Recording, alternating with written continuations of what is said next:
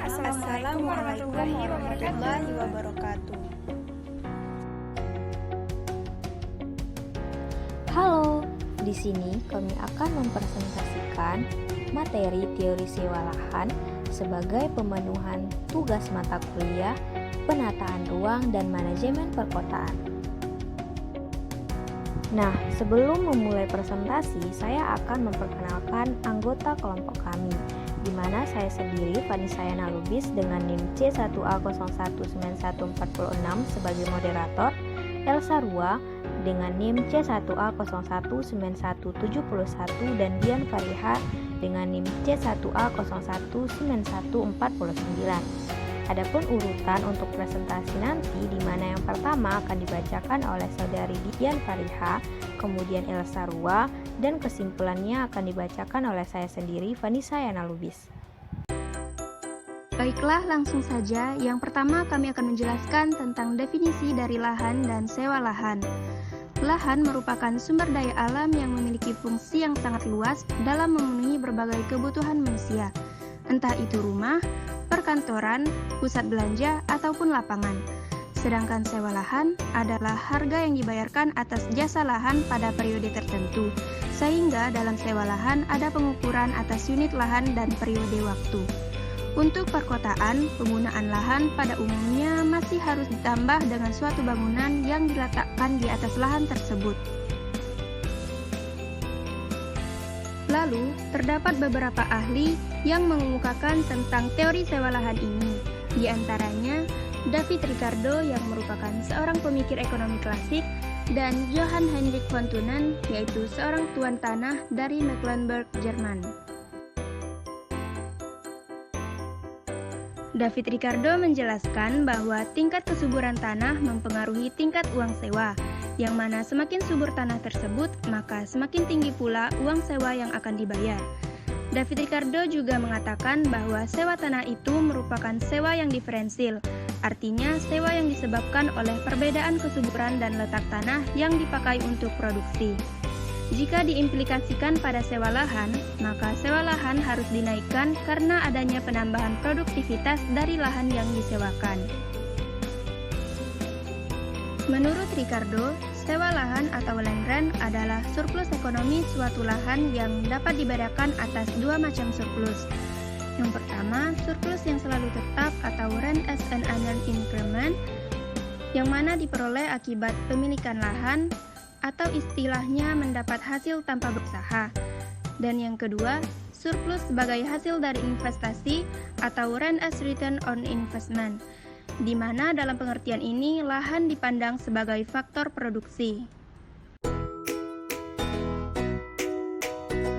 Baiklah, selanjutnya yaitu teori sewa lahan menurut von Thunen. Von Thunen hanya menambahkan teori dari David Ricardo, yaitu mengenai jarak tanah ke pasar.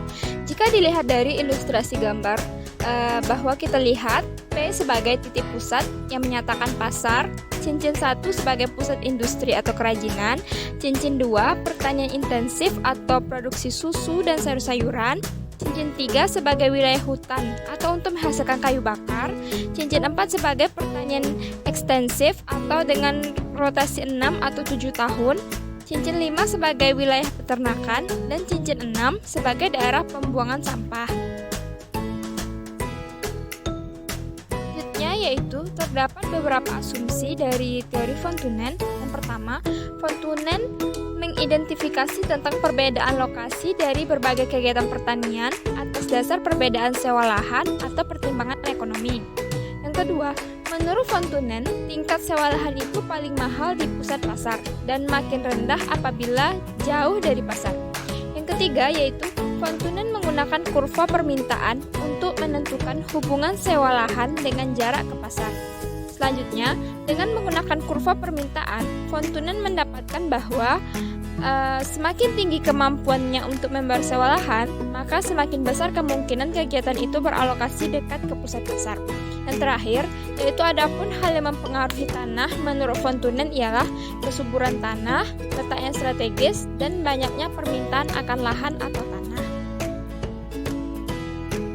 Menurut Ruswandi tahun 2005, Perubahan penggunaan lahan merupakan gambaran perubahan tata ruang wilayah. Oleh karena itu, penataan penggunaan lahan merupakan bagian dari penataan ruang dan sekaligus sebagai bagian dari perencanaan pembangunan wilayah. Perubahan penggunaan lahan akan berpengaruh terhadap perubahan kondisi sosial ekonomi. Demikian pula sebaliknya, perubahan struktur ekonomi penduduk akan berpengaruh terhadap perubahan penggunaan lahan.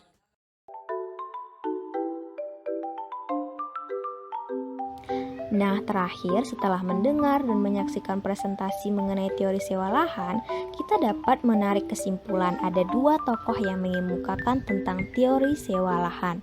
Yang pertama ada David Ricardo, mengatakan sewa lahan itu dipengaruhi oleh tingkat kesuburan lahannya.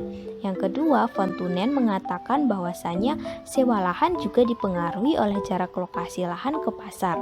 Dari kedua teori tersebut, kita dapat menghubungkannya ke dalam teori struktur ruang. Dengan mengetahui bagaimana struktur ruang dari suatu kawasan atau suatu lahan, kita dapat menentukan berapa besaran uang atau uang sewa yang akan diberikan kepada yang menyewanya. Misalnya di perkotaan.